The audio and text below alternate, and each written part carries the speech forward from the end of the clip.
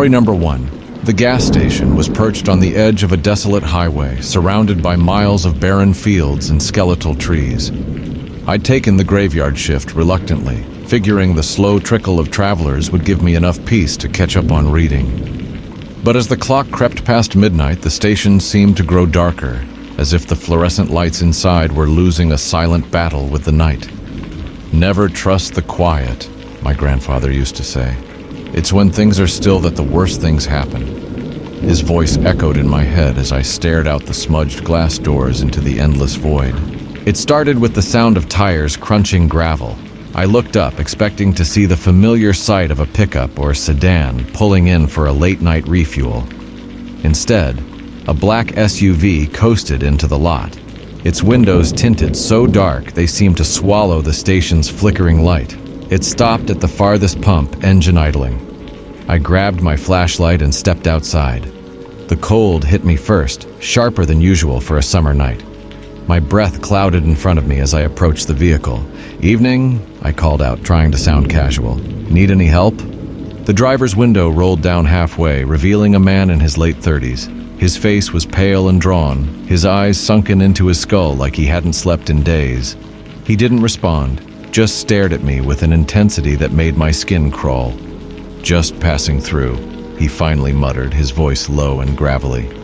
"Need some gas?" "Sure," I said, stepping back. "Pump's ready." As I turned to head back inside, I caught movement from the corner of my eye. In the passenger seat, a woman sat motionless, her head tilted slightly as if she were studying me. But it was her eyes, cold, piercing, and entirely devoid of life, that sent a shiver down my spine. Back inside, I tried to shake it off. "Long night," I muttered to myself, flipping through an old paperback. But something gnawed at the edges of my mind. The way they sat so still, the silence that clung to them like a second skin. Then the lights began to flicker. At first I thought it was just the ancient wiring, but the flickering grew erratic, casting long shadows that danced across the walls. I glanced outside. The SUV was still there, but now the man stood by the pump, staring directly at the station. He wasn't moving. I pressed the intercom button. "Everything all right out there?" No response. I stepped outside again, flashlight in hand. The man's gaze didn't waver as I approached. "You need any help?" I asked, my voice cracking slightly. He smiled then, a slow, unnatural stretch of his lips that didn't reach his eyes. "It's not us you need to worry about," he whispered. I froze. Before I could respond, a sound cut through the stillness, a low, guttural growl from somewhere in the darkness beyond the pumps. I swung my flashlight around, its beam slicing through the black. For a brief moment, I thought I saw movement, a shadow too large to be human, slipping behind the trees. When I turned back to the man, he was already getting into the SUV. The engine roared to life, and the vehicle sped off down the highway, disappearing into the night. I stood there, staring after it, my heart pounding in my chest. I couldn't shake the feeling that whatever had just happened wasn't over. The growl echoed in my ears, a haunting reminder that the quiet had been broken. After the SUV vanished, the night seemed heavier, the silence oppressive. I returned to the counter, pretending to busy myself with restocking gum and mints. My mind raced, replaying the stranger's cryptic words. "It's not us you need to worry about." The growl from the darkness wasn't something I could rationalize, but I clung to the hope it was just an animal, a stray dog or coyote wandering too close to the station.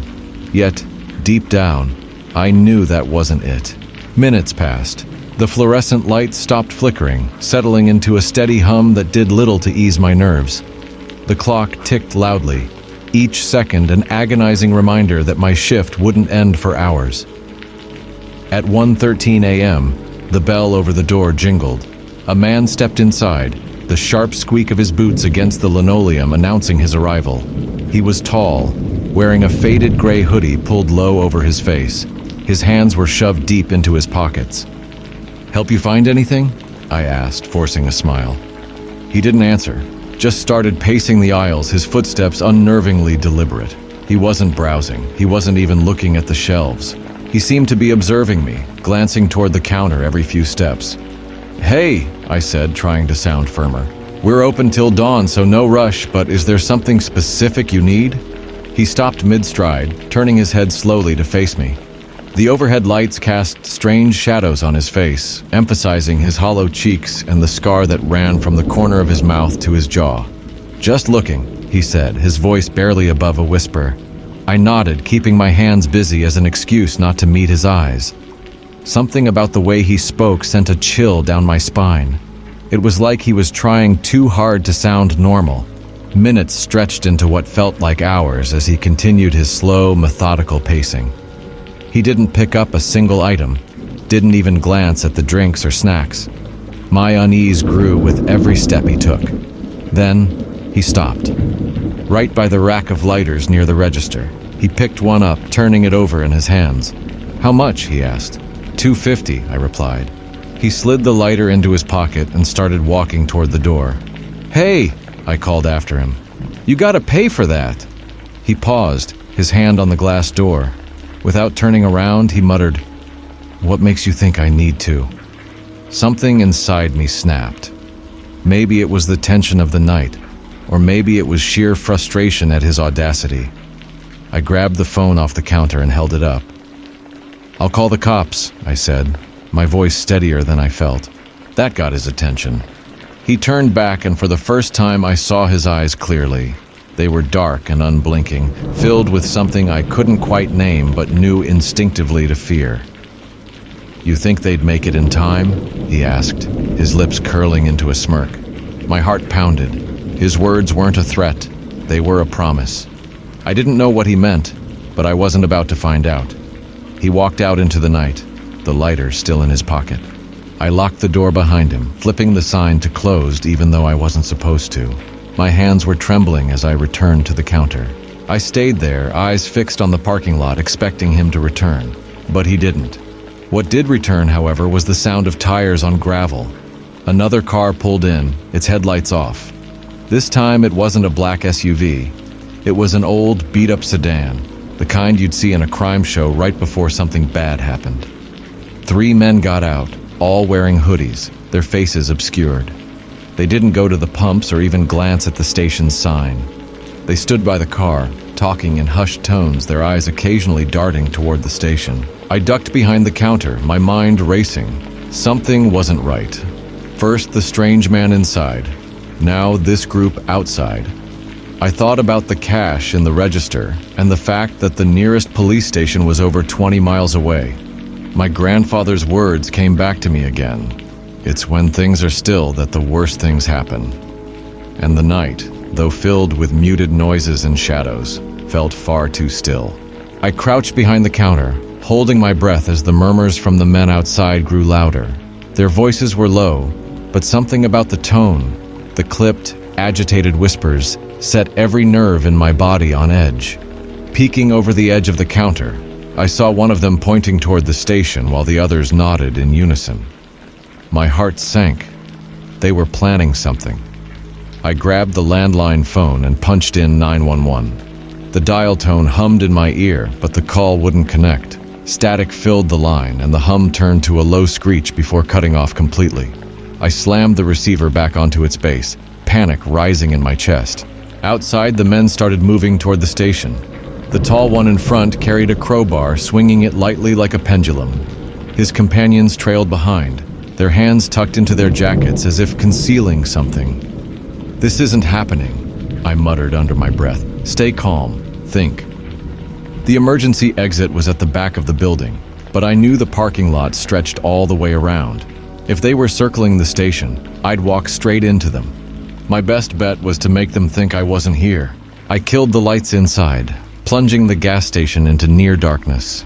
The only illumination came from the dim glow of the pumps outside. I slid down to the floor, pressing my back against the counter. My breaths were shallow, my ears straining for any sound. The bell over the door jingled. "Stay sharp," one of them said, his voice cold and commanding. Footsteps echoed through the station, heavy boots on tile. They weren't in a hurry. They were taking their time, searching. My pulse thundered in my ears as I crawled toward the storage room, every movement slow and deliberate. "Check the back," another voice ordered.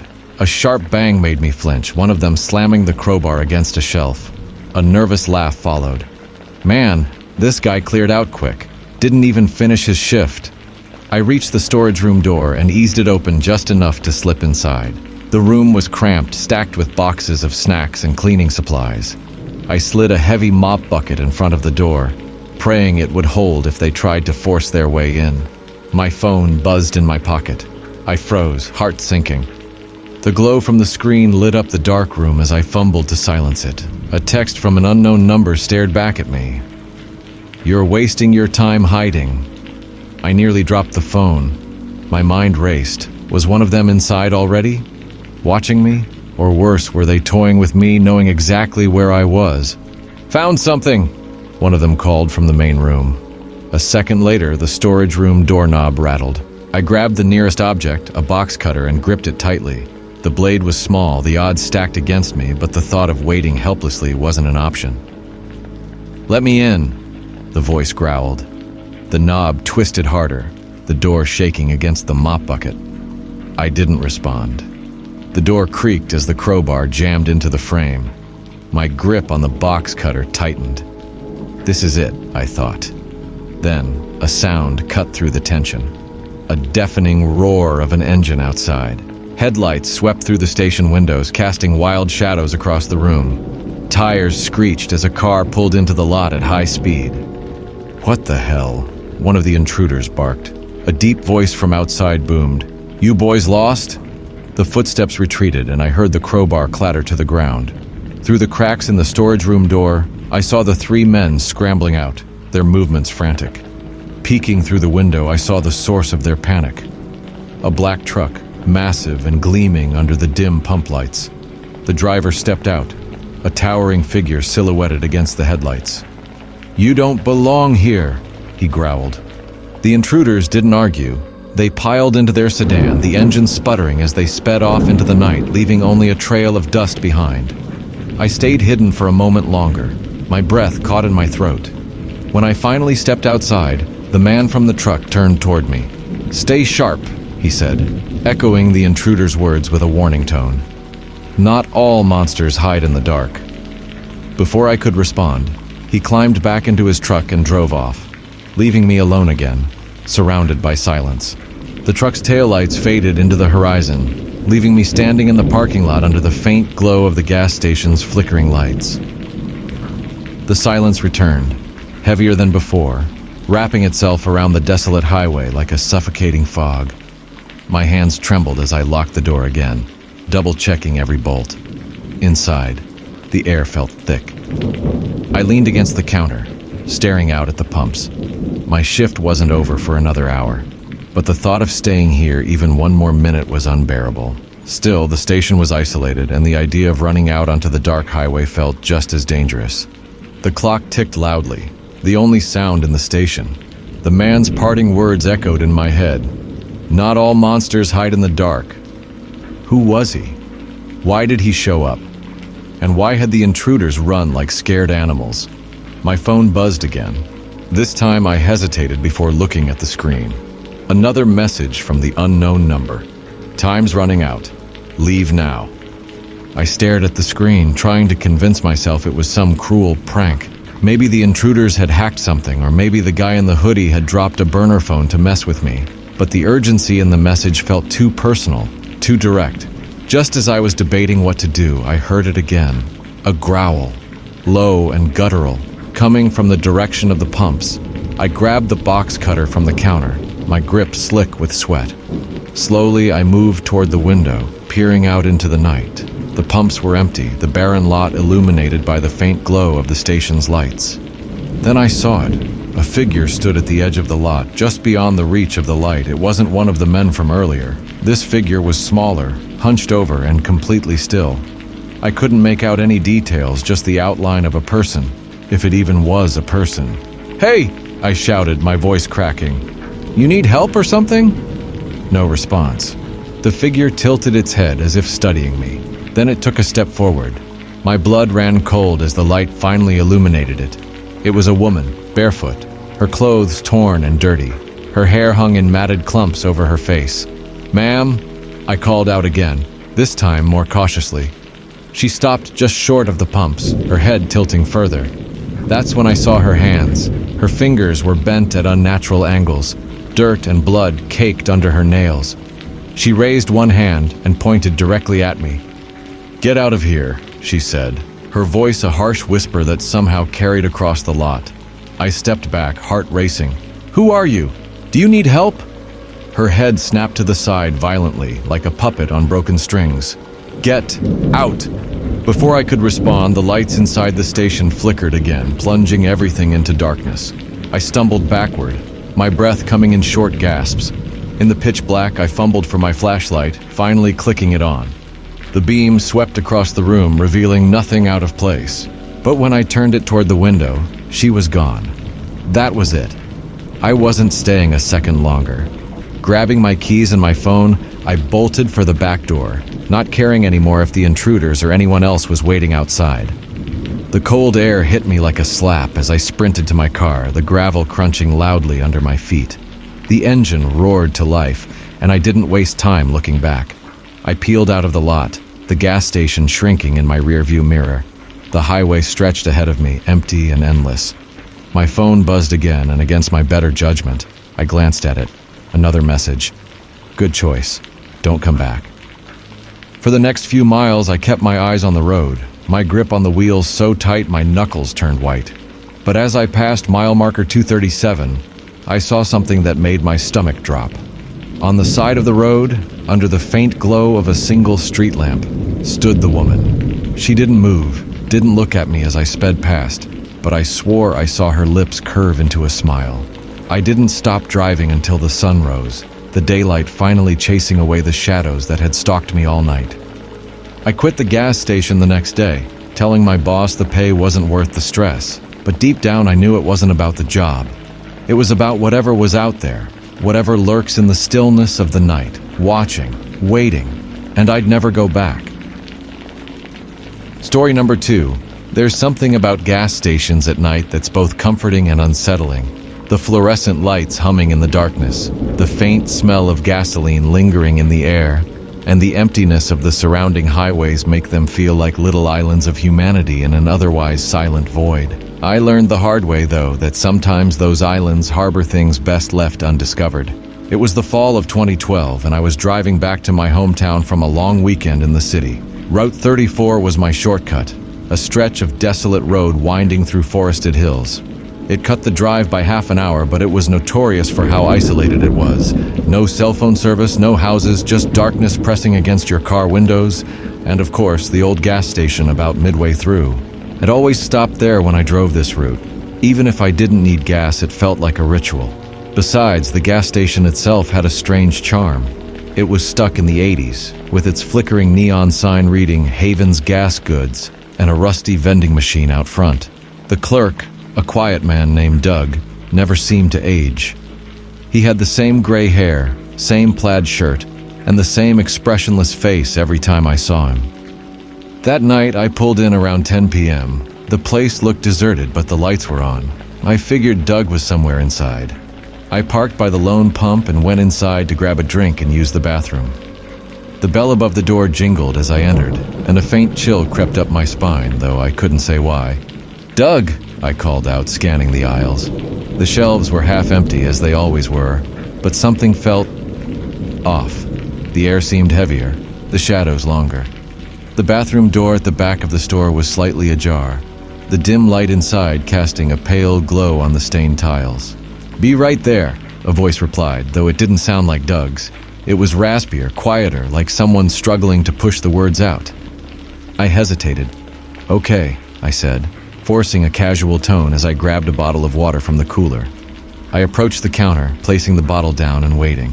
The register area was cluttered with receipts and an old coffee mug, but there was no sign of Doug, or whoever had spoken. The bathroom door creaked. My heart skipped a beat. "Doug," I repeated, louder this time. The store was silent again, except for the faint buzz of the lights overhead. I glanced toward the door, thinking maybe he'd gone outside, but then I saw it, barely visible in the dim reflection of the cooler glass. A figure. It stood in the shadowed corner near the bathroom, its outline too still to be human. My pulse quickened as I turned, my eyes locking onto the dark form. It was tall, unnaturally so, with long, spindly arms hanging at its sides. Its face, or lack thereof, was obscured by the dim light, but I could feel it watching me. I froze, my breath catching in my throat. Time seemed to stretch, the seconds dragging on as the figure remained unmoving. Then, slowly, it took a step forward. The bell above the door jingled. I whipped around to see Doug stepping inside, his expression as unreadable as ever. "You okay there?" he asked, his voice breaking the suffocating silence. When I turned back, the figure was gone.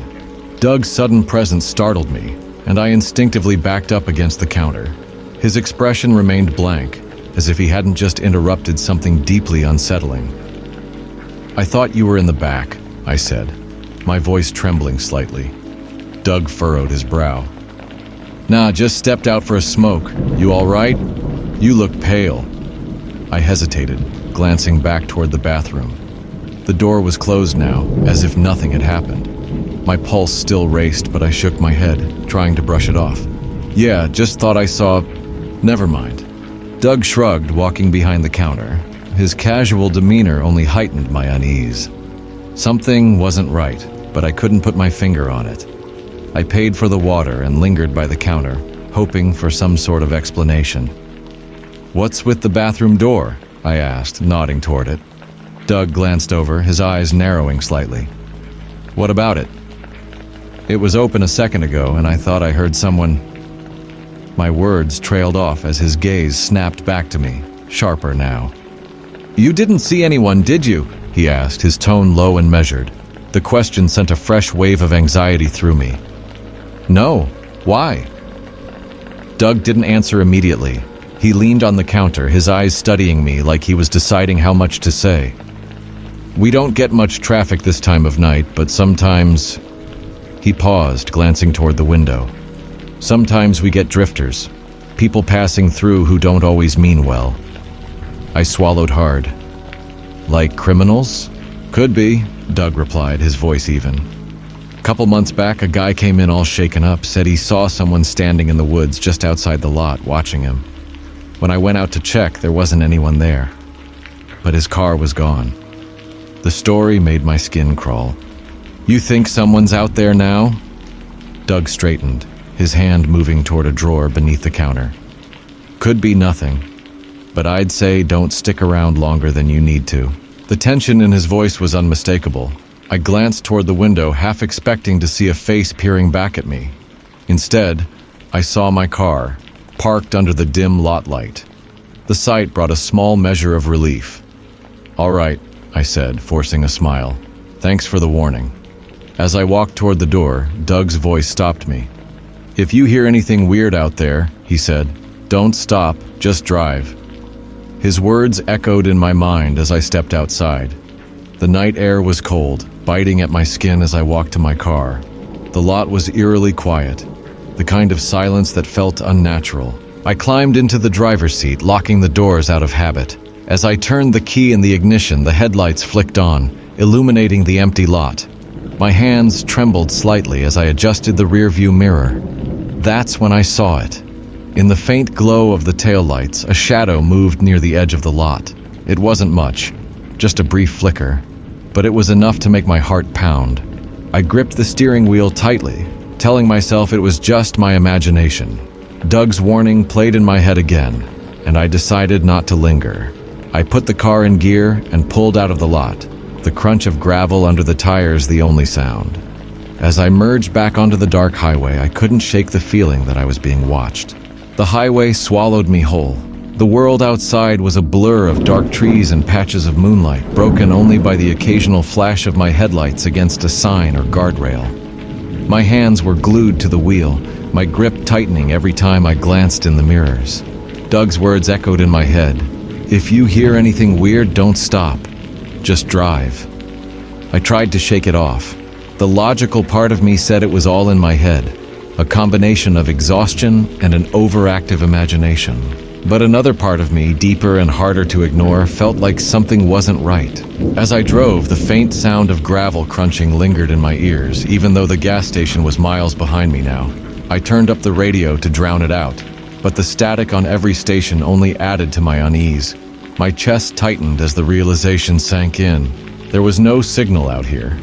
I kept going, watching the empty road ahead. A mile marker passed, and I found myself counting the numbers aloud, as if grounding myself would make the fear go away. Then I heard it. A faint, rhythmic tapping. At first I thought it was just the wind against the car, but as I listened it became unmistakable. 3 slow, deliberate knocks coming from the back of my car. I froze. My foot instinctively eased off the gas as my mind raced. Stay calm.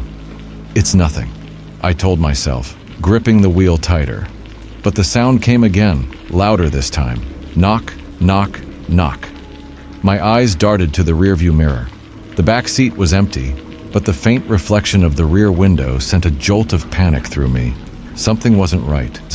I hit the gas, the car lurching forward as the engine roared against the stillness of the night. The sound disappeared for a moment, and I let myself believe it was over. But then, as I passed another mile marker, the tapping returned, this time accompanied by a low metallic scraping sound. I couldn't take it anymore. I pulled off to the side of the road, the tires skidding slightly on the gravel shoulder. My heart pounded as I killed the engine and sat in silence, listening.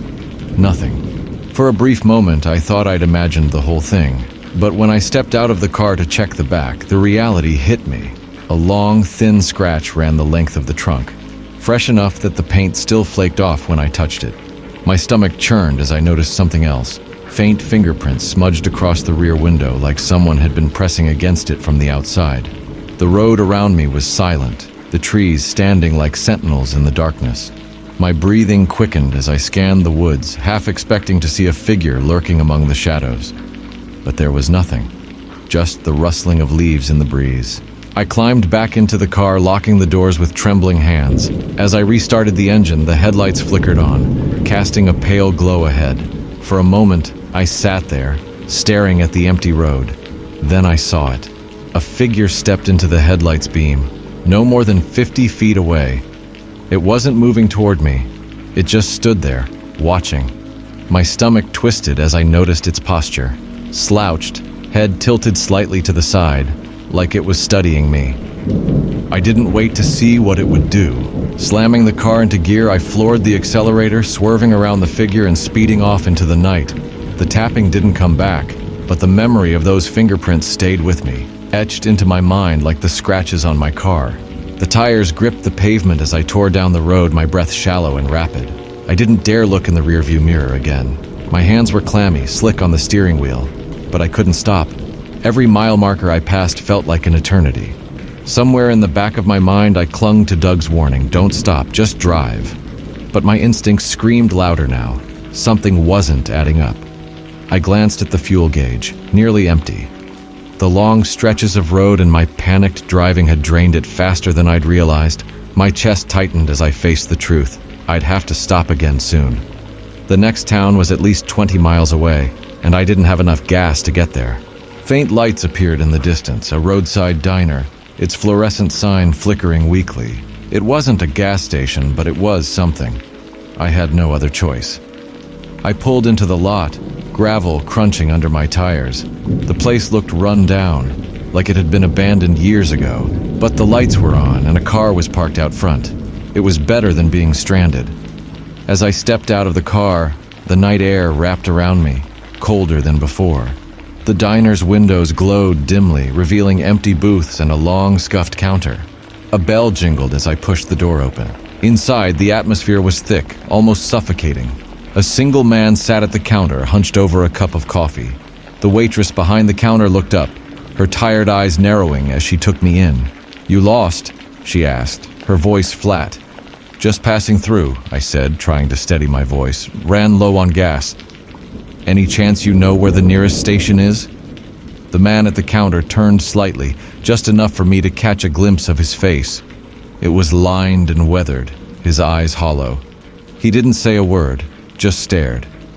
The waitress wiped her hands on a rag, glancing out the window. "Next station's about 15 miles up. You're cutting it close." I nodded, my unease growing. "Thanks, I'll grab a coffee and be on my way." As she poured the coffee, I felt the man's gaze on me. It wasn't just curiosity, it was something deeper, more invasive. "You driving alone?" he asked finally, his voice rough like gravel. My stomach tightened. "Yeah," I said cautiously. "Why?" He didn't answer, just took a slow sip of his coffee. The waitress placed my cup in front of me, her expression unreadable.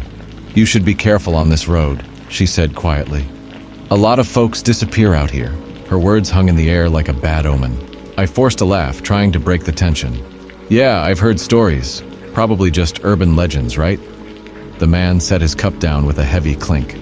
"Not legends," he said, his voice cold. "People out here don't just vanish, they're taken." The words sent a chill down my spine. I tried to brush it off, but the weight of his stare made it impossible. "Thanks for the advice," I muttered, leaving a few bills on the counter. "I'll get going." As I turned to leave, the man spoke again. "Don't look in the mirror." I froze. My hand hovered over the door handle as his words echoed in my mind. I wanted to ask what he meant, but something told me I didn't want to know. I stepped outside, the cold air biting at my skin. The diner's lights flickered behind me and I climbed into my car, locking the doors immediately. My heart pounded as I started the engine and pulled back onto the road. The man's warning lingered. I kept my eyes on the road ahead, resisting the urge to glance at the mirrors. The forest on either side of the highway seemed darker, more oppressive. Then it happened. A faint movement caught my attention in the rearview mirror. Against my better judgment, I looked. There in the back seat was the same figure from before. I swerved, barely avoiding the ditch as the car skidded to a halt. When I whipped around to confront it, the back seat was empty. I sat there, shaking, unable to move. I knew I had to keep driving, but the fear rooted me to the spot. After what felt like hours, I forced myself to restart the car and continue. When I finally reached the next gas station, the clerk stared at me as I stumbled inside. "You look like you've seen a ghost," he said. I didn't respond. I just filled my tank and drove, leaving Route 34 behind for good. I never took that shortcut again, and to this day I can't explain what happened. But sometimes when I drive at night, I catch myself glancing in the rearview mirror, just to be sure. Story number 3. It was late December, the kind of cold that makes the air feel sharp and the sky oppressive. I was on an empty stretch of highway, miles from anywhere familiar, and the gas needle on my beat-up sedan had been sitting on empty for the last 10 minutes. I glanced at the clock on the dashboard, 3:27 a.m. My heart thumped faster than it should have for no good reason. Maybe it was the way the fog swirled over the asphalt, or the static-filled murmurs of the talk radio station I had tuned in for company. "Come on, just a gas station or something," I muttered to myself, gripping the wheel a little tighter. The road stretched on endlessly, flanked by skeletal trees whose branches clawed at the blackened sky. Somewhere in the back seat, my backpack tumbled over with a soft thud. Inside it were all my essentials: my laptop, a change of clothes, and a notebook filled with my scribbled ideas for the book I kept swearing I'd finish someday. None of it would matter if I got stranded out here, though. And then, like some mirage conjured by desperation, a light flickered on the horizon. A neon sign buzzed to life as I got closer, its garish red letters spelling out "Last Stop Gas." I let out a sigh of relief and pulled into the gravel lot. The station looked like it had been frozen in time. Rusted pumps, a single flickering streetlight, and a faded Pepsi ad taped to the glass door of the store. I stepped out of the car, the cold cutting through my jacket, and glanced around. The place seemed deserted. The only sound was the hum of the light and the distant chirping of crickets. Still, the pump lit up when I swiped my card, so I started fueling up and glanced inside the store. That's when I saw him. A man stood behind the counter, staring straight at me. His face was pale, his eyes too wide, and his hands unmoving on the countertop. For a moment, I thought he was a mannequin, but then he blinked. Just once. The pump clicked, signaling a full tank, and I jolted like I'd been caught doing something I shouldn't. Shaking off the weird feeling, I replaced the nozzle and made my way inside to pay. The bell over the door let out a mechanical ding as I stepped into the fluorescent-lit store. the smell of cleaning chemicals and stale popcorn hitting me instantly. The man didn't say a word as I approached the counter. His name tag read Ray, but something about him made the name feel wrong. Just the gas, I said, sliding my card across the counter. Ray's gaze shifted, slow, deliberate, like he was calculating something. "You shouldn't be out here," he said, his voice barely above a whisper. "What?" "It's not safe at this hour." His hand hovered over the counter, shaking slightly. "Right," I replied, laughing awkwardly. "I'm just passing through, thanks for the warning." Ray didn't laugh. He didn't even blink. Instead, he leaned in closer, and that's when I noticed the scar running from the corner of his mouth to his jaw. "Keep driving. Don't stop again. Not until you're out of this stretch." I grabbed my card and backed away slowly, the weight of his words settling over me like a heavy fog. Outside, the streetlight had stopped flickering, plunging the lot into darkness. As I climbed back into my car and started the engine, I glanced back toward the gas station. Ray was still there, standing at the door, staring out into the night. The highway felt darker after I left the gas station, like the night had grown heavier. My headlights carved narrow tunnels through the fog, but the world outside was pitch black. Ray's words replayed in my mind. "Keep driving. Don't stop again." Something about the way he said it made my stomach churn. I tried to shake it off. Just some small-town guy trying to spook an out-of-towner, I muttered to myself. The words felt hollow. My grip on the wheel tightened as I checked the time again, 3:42 a.m., still hours from my destination. The radio had devolved into static, so I turned it off, leaving only the hum of the engine and the rhythmic thuds of the tires to keep me company. Then I saw her. A woman appeared on the side of the road, her figure barely visible in the wash of my headlights. She was waving one arm frantically, the other clutching what looked like a coat to her chest. My foot instinctively moved toward the brake, but Ray's warning screamed in my head. "Don't stop," I whispered, but my conscience gnawed at me. She could be in trouble. A broken down car? An accident?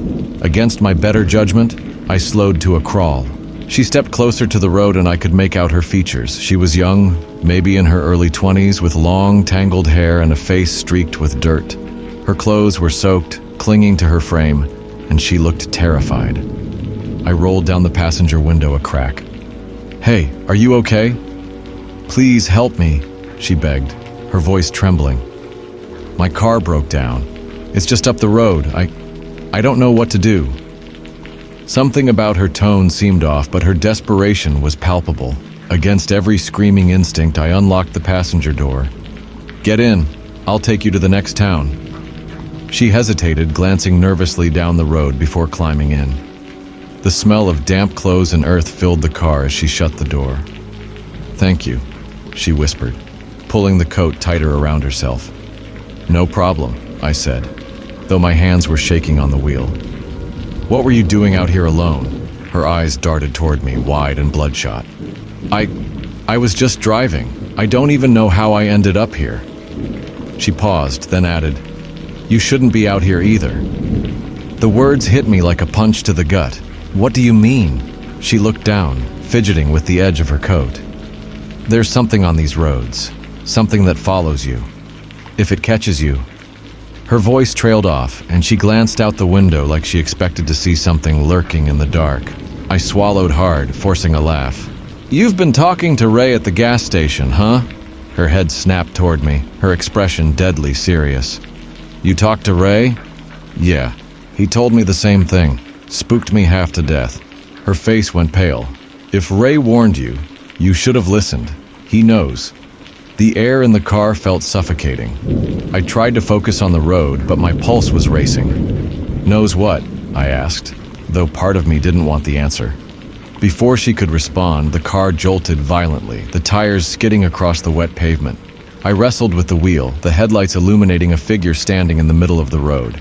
It wasn't human. The thing was tall, unnaturally so, with limbs too long and a face that seemed to shift in the light. Its eyes glowed like hot embers, fixed on the car as I swerved to avoid it. The woman screamed, clutching the dashboard as the car spun out and skidded to a stop on the shoulder. Heart pounding, I looked back toward the road. The figure was gone. "What the hell was that?" I gasped, turning to the woman. Her eyes filled with tears and she shook her head. "You shouldn't have stopped. It knows you now." I sat frozen in the driver's seat, my knuckles white as I gripped the wheel. My breath came in shallow bursts, my mind replaying the split second before the car spun out. The road ahead was empty, dark, and quiet. Too quiet. The woman beside me was trembling, her coat clutched to her chest as if it could protect her. "It's gone," I muttered, trying to convince myself as much as her. It was probably just, I don't know, an animal or something. She didn't respond, just stared straight ahead, her face pale. The silence between us stretched painfully until she finally spoke. "I told you it wasn't safe out here." Ignoring her cryptic tone, I restarted the engine, the sound breaking the eerie stillness. The car groaned to life, and I pulled back onto the road, forcing myself to focus. "Where's your car?" I asked, my voice steadier than I felt. "It's just ahead," she said quietly, pointing down the highway. We drove in silence for a few minutes, the tension in the car thick enough to choke on. Then I saw it, a small sedan parked haphazardly on the shoulder, its hazard lights blinking weakly. The front end was crumpled, steam rising from the hood in lazy tendrils. I pulled over and killed the engine. "Stay here," I said, reaching for the flashlight I kept in the glove box. "No," she said quickly, her hand shooting out to grab my arm. "Don't get out." "I'm just going to check it out," I replied, trying to sound calm. "If we can't get it started, we'll call for help." She hesitated but finally let go, sinking back into the seat with a defeated sigh. I stepped out into the cold, the flashlight beam cutting through the fog as I approached the car. The air felt heavy, pressing against my skin like a weight. The sedan's driver's side door was wide open, the interior light casting a sickly yellow glow. I called out, "Hello? Anyone here?" But the only response was the wind rustling through the nearby trees. Peering inside, I saw signs of a struggle. Papers scattered across the seats, a cell phone with a cracked screen on the floor, and the unmistakable red smear of blood on the steering wheel. My stomach twisted as I backed away, my flashlight trembling in my hand. Returning to my car, I opened the door and leaned in. "There's no one there," I said, my voice barely above a whisper. "But there's blood." She didn't look surprised. Instead, she wrapped her arms around herself and muttered, "They always find you." "What are you talking about?" I snapped, my patience fraying. "Who finds you? What happened to your car?" She hesitated, her eyes darting to the road ahead. "I didn't crash it," she admitted. "I was driving when someone stepped out in front of me. A man. I swerved and stopped, but when I got out to check on him, he was gone. And then I felt like I was being watched." Her words sent a shiver down my spine, but I forced myself to focus. "All right," I said, trying to sound in control. "We'll drive to the nearest town and get the police involved. They can sort this out." She didn't argue, just nodded weakly. I started the car again, the engine rumbling to life, and pulled back onto the highway. The drive felt even longer now, every shadow on the road looking like it might spring to life. As we drove, the gas station's neon sign flickered in my rearview mirror, growing smaller and smaller until it disappeared entirely. For the first time, I felt truly alone. A few miles down the road, my headlights illuminated something on the shoulder. Another car, parked, lights off. I slowed as we passed, glancing out the window. It was the same sedan. I slammed on the brakes, the car skidding to a halt. My passenger gasped, clutching the door. "What are you doing?" she hissed. "That's your car," I said, pointing. "It's impossible, but that's your car." She leaned forward, her breath fogging up the glass. "No," she whispered. "No, it can't be." But it was. Same dented front end, same cracked taillight, same license plate. The woman started to cry softly, her hands trembling in her lap. I didn't know what to say, so I pressed the accelerator, desperate to put distance between us and whatever was happening. As the miles dragged on, I couldn't shake the feeling that we were being followed. The road stretched on, twisting and turning through the endless darkness. The woman beside me had gone silent, her breathing shallow, her face pale and distant. I kept glancing in the rearview mirror, my paranoia growing with every mile. The same thought kept clawing at me. That was her car. How did it get there? Neither of us spoke as the headlights carved through the fog, revealing nothing but empty road. But my unease deepened when the glow of distant headlights appeared behind us. They were faint at first, like a small flicker in the night, but they grew brighter, closer, with every passing second. "Someone's behind us," I said, more to myself than her. She stiffened, her gaze snapping to the side mirror. "Don't slow down," she whispered, her voice trembling. "I wasn't planning on it," I replied, pressing harder on the gas. The car groaned in protest, the engine straining to maintain the speed. But the headlights behind us matched my pace, getting closer. I could make out the shape of the vehicle now, a pickup truck, its grille massive and menacing in the dim light. It wasn't just following us, it was gaining on us fast. My pulse quickened as the truck's engine roared, the sound growing louder, more aggressive. The woman clutched her seatbelt. "He's not going to stop," she muttered, her voice barely audible over the hum of the car. "Who is he?" I demanded, my voice rising. "What's going on here?" She didn't answer, just shook her head and stared straight ahead, her eyes glistening with unshed tears. The truck was right on our bumper now, its high beams flooding the cabin with harsh white light. I could barely see the road in front of me, my eyes watering from the glare. "Hang on," I said, gripping the wheel tightly. I swerved into the oncoming lane, hoping to shake him off, but the truck followed, its tires screeching against the asphalt. My heart pounded in my chest as I veered back into my lane, the truck's grille looming larger in my mirror. "He's trying to run us off the road," I shouted, panic edging into my voice. "Just keep driving," she yelled back, her voice cracking.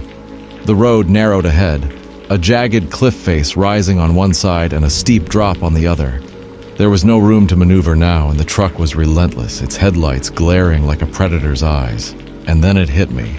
Not the truck, but the realization. This wasn't random. This wasn't some road rage maniac. The woman knew something. She knew who was in that truck. "Tell me the truth," I demanded, my voice cutting through the tension. "Why is he chasing us? What aren't you telling me?" Tears spilled down her cheeks as she finally broke. "It's not just him," she whispered, her voice trembling. "It's what happens on these roads. People disappear, cars vanish, and no one ever knows why. I thought I could outrun it. I thought I could make it stop." I didn't have time to process her words before the truck slammed into our rear bumper. The impact jolted us forward, my head snapping back against the seat. I fought to keep the car on the road, my hands shaking as I gripped the wheel. The truck hit us again, harder this time, and I felt the back tires lift off the ground for a split second before slamming back down. "Hold on!" I yelled, swerving sharply as the road curved ahead. The truck fell back slightly, its headlights dipping as it struggled to keep up. But I knew it wouldn't give up. Then up ahead I saw salvation, or so I thought. A turnoff, a dirt road leading away from the highway and into the woods. I didn't hesitate. I yanked the wheel hard to the right, the car skidding onto the dirt path as dust and gravel flew in all directions. The truck barreled past us, its brakes squealing as it tried to stop. I didn't look back. I just kept driving, the narrow path winding deeper into the trees. The branches clawed at the car, the headlights barely piercing the thick undergrowth. But the truck wasn't following us anymore. We finally came to a stop in a small clearing, the engine sputtering as I killed the lights.